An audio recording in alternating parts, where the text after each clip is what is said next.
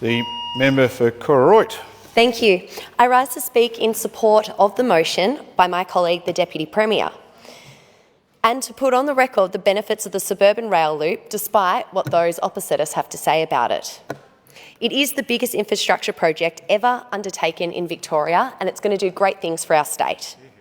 The Suburban Rail Loop plan was praised for its long-term vision and ambition, as well as being an innovative solution to the difficulties faced by Melbourne's transport network. The Suburban Rail Loop will do more to transform our public transport network, the new transport connections and investments in station precincts, which will influence where people choose to live and where businesses choose to locate, helping Melbourne grow in a planned and sustainable way.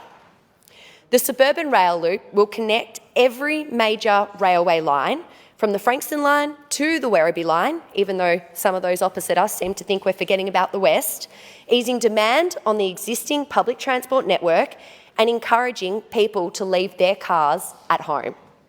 Suburban Rail Loop is a project that our city and state needs and will move 600,000 car trips off our roads every day, reducing congestion across the entire transport network.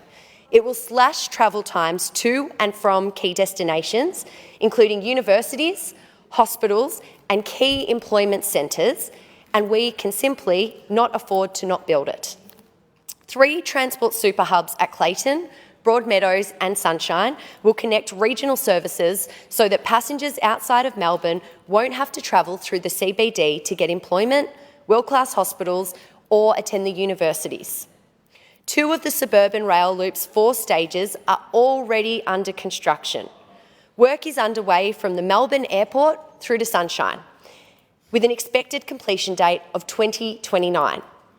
The Sunshine Hub is literally on the doorstep for my constituents in Cooroit, so this has major benefits in delivering better transport connections and cutting congestion for travellers. But not only will this project improve cross-suburb transport, it will increase economic activity around the station precincts that will drive business opportunities and clusters of new jobs, with the Suburban Rail Loop precinct set to become home to more than 500,000 jobs by 2056. For the people in Cooroit, that will enable more people to work closer to where they live and give them greater access to more diverse employment opportunities. This long pipeline of construction activity will be supporting up to 24,000 jobs across the Victorian economy to deliver both the Suburban Rail Loop, north and east. Up to 8,000 direct jobs will be created as part of the Delivering SRL East.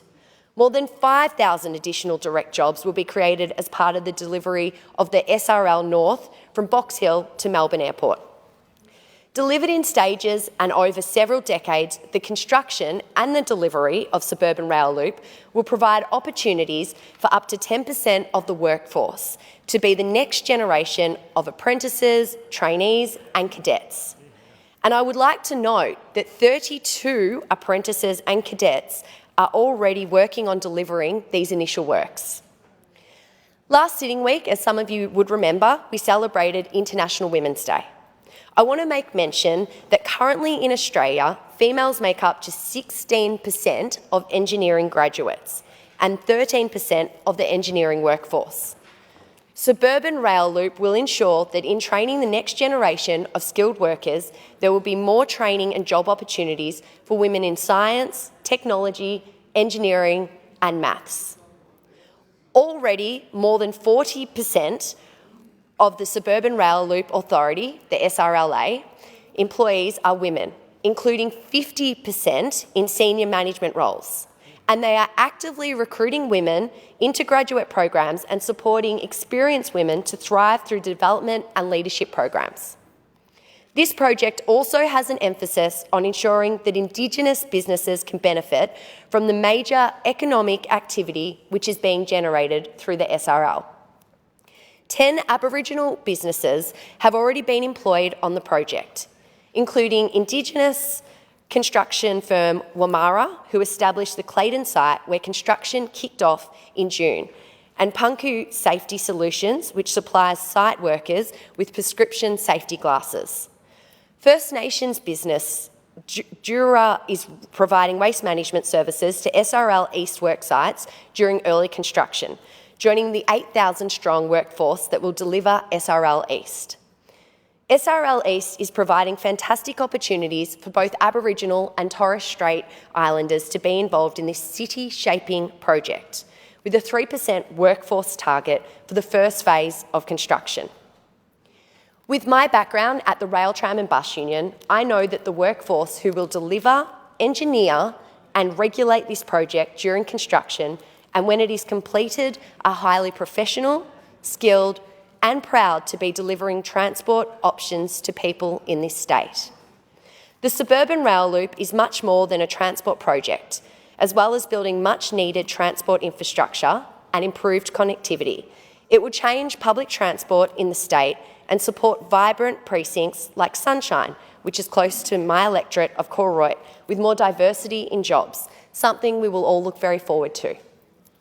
More than 20,000 people were engaged in stakeholder and community engagement through online and face-to-face consultation activities.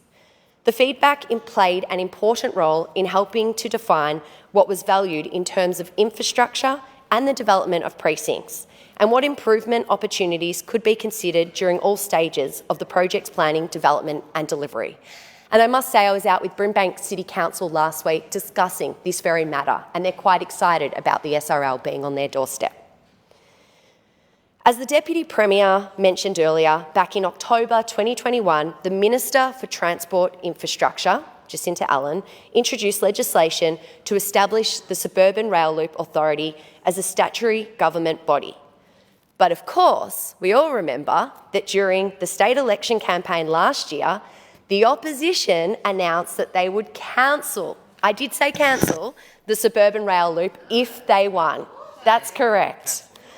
Only to then backflip slightly when they realised that they needed the support of the very people they were asking to vote for them. The very suburbs that would benefit greatly, they needed their votes. They quickly did a backflip. The opposition have made it clear that they will ignore the message that the Victorian people has sent to them in the last 2 elections, and that they will continue to oppose every aspect of their SRL every step of the way, and that's what this amendment today is doing. Victorians knew that this project would make travel easier, it would make travel faster, and it would make travel more convenient to access Melbourne's fastest growing precincts. It will provide access to employment, to health, to education and to retail for more future generations. And that's why Labor government, my government, of whom I am proud to be part of, won a 3rd term at the election, yes, a 3rd term, with an increased majority. Premier Daniel Andrews said that the result was a clear endorsement of the project by Victorian voters, and I think many of us in the chambers agree. The outcome, it simply speaks for itself. This project is part of Melbourne's 2050 vision of a well-connected city, and it's what Labor does. We connect people. It aligns transport investments with precinct plans and potential precinct development projects. Labor has always been the party of a vision, innovation and investing in the future. Labor's plan, as we all know, is to build a state that has infrastructure for the future, and as said last year, we're getting on with delivering it, and we will continue to do what matters, because we know that the SRL does matter. We know that it's important to our constituents around the state to make sure that this project is delivered. It is a project that we cannot afford to not build, and that's why I support the motion as it is. Thank you.